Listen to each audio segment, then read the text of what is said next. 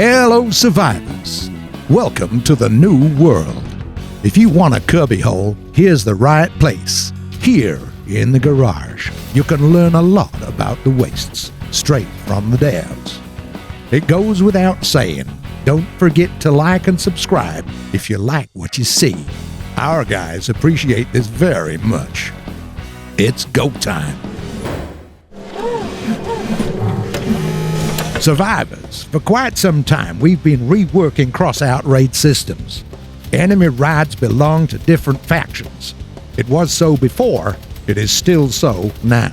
But the leaders of competing gangs now treat crafting, weaponry, and tactics more carefully. And as you might have noticed, raids are now quite different. Take lunatics, for example. These nut jobs rely on speed and perception. If you're an early garage viewer, you, of course, already know this. Signature machine guns and drones make a close-range fight a welcome reality.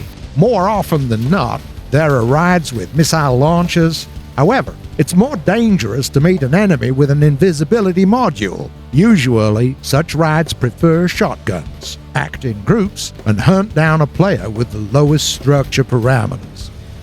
If we're talking scavengers, their combat echelons usually consist of raids with frontal machine guns. Improved defense compared to lunatics makes these crafts much more dangerous. When it comes to heavy trucks, raiders usually install cannons, machine guns, rocket launchers, and even mandrakes while trying to act in groups and from afar.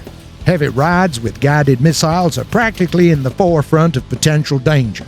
The attack distance is the maximum allowable. The enemy itself may not even be seen.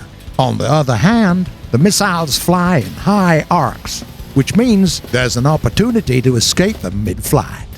While lunatics are masters of close-range combat and scavengers are real good at distance fighting, nomads successfully combine both. Small raids with machine guns are used as gun fodder, while crafts with autocannon and launchers will prove to be more serious rivals. Their raw spot is a generator.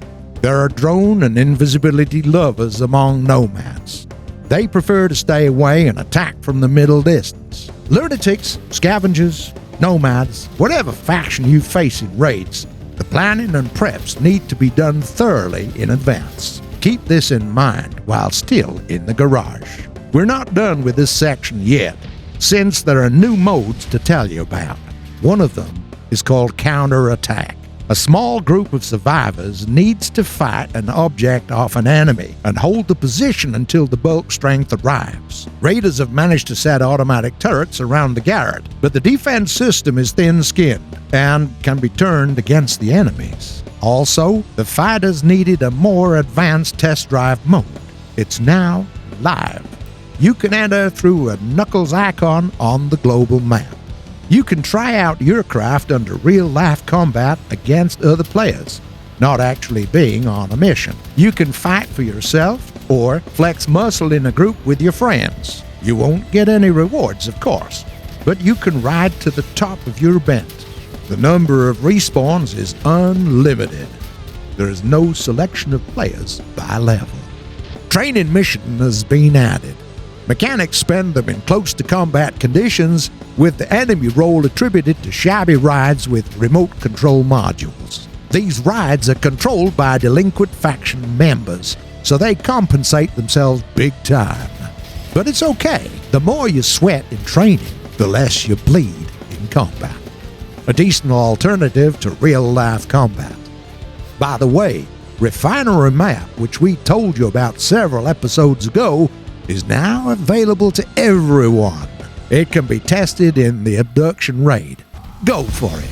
In order to make fighting more fun, one needs new music in the speakers. This is why our mechanics have recorded several tracks, including Motorhead, a genuine hit of the wastes, a true talk of the town. Give it a listen.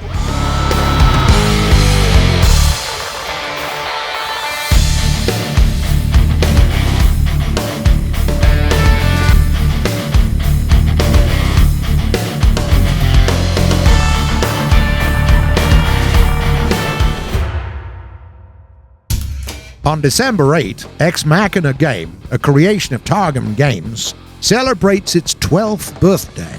Ex Machina, in many ways, gave way to Crossout, at least the Crossout you're used to now. In 2021, a shot-down UFO crashes into Earth. The investigation finds out a sealed container, which, when opened, causes a global atmospheric poisoning 6 years later, in 2027. Survivors call the event the Cataclysm, and right after that, the history of Crossout begins. The storyline is still ongoing, and not over yet. Many years later, the son of Ivan Go, a famous explorer and discoverer, sets off on a journey among settlements, trying to find out who killed his father. In the post-apocalypse world, there's nothing safer than your own heavy truck. A man is not exactly a friend to another man, and one can't survive without a special mask. By the way, speaking of masks, forget it. You'll know it if you don't already. Upgrading available rides, different weaponry types, unlike factions and recognizable locations, Crossout fans will immediately know what's behind the favorite game. The recipe, now significantly better, constantly updated, and set online back in 2005, was critically acclaimed by critics and players alike.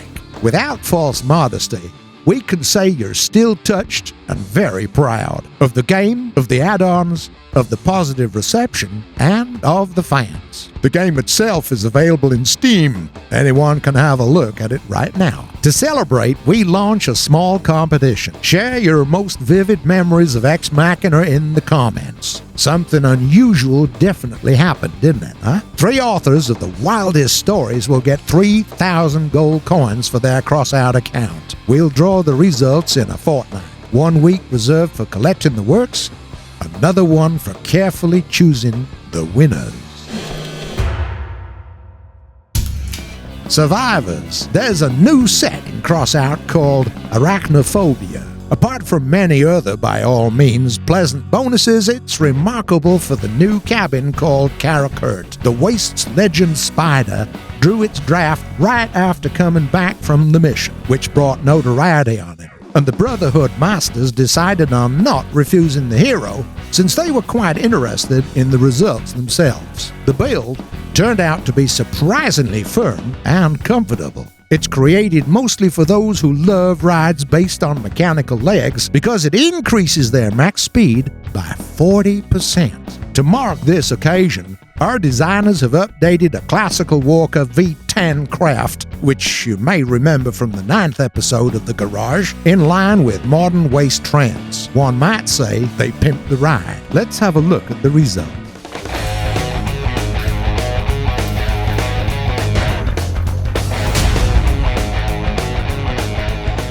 Let's start by saying that after the patch, the old version, based on Jawbreaker, was no longer zero energy. By changing the cabin to Karakurt, we get an advantage of 2 points compared to the original. We then take away 2 vectors and Spectre 2. Instead, we put Quasar in the aft end and Aurora in the front niche. Taking the new size in account, you'll need to rebuild the bars and hatches in the aft end of the ride a bit, but that's easy. You can also install additional defense, but don't go over the top with mass. Lightweight is one of the biggest advantages of the ride. Construction-wise, the update is finished, but you can also repaint the ride in spider dyes out of the new set. It looks more impressive, and you need to show off the new status. The previous Walker, as we found out, has 2 problems: quite humble speed and fire scatter from 3 different guns. The new cabin and scientists' best practices eliminated these constructional disadvantages. Mechanical legs keep enviable maneuverability, but also gain significantly in deftness. As for weaponry, powerful Quasar and fast Aurora smash enemies in splinters, thanks to a killer combo of strong salvos and almost unceasing shots. Acceleration is still, of course, quite long, and the loss of any of the limbs is critical.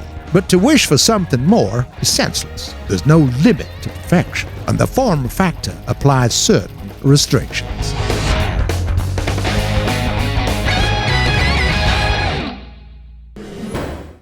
Well, that's it for now, survivors. Looking forward to seeing you in a week to spill some more facts about the Waste's battles. Don't waste your time. Gain experience and toughen up in fights. Also, subscribe and do me a favor, will ya? Tell your friends about this show. Leave comments below. It's important for us to know your opinions. Be seeing ya.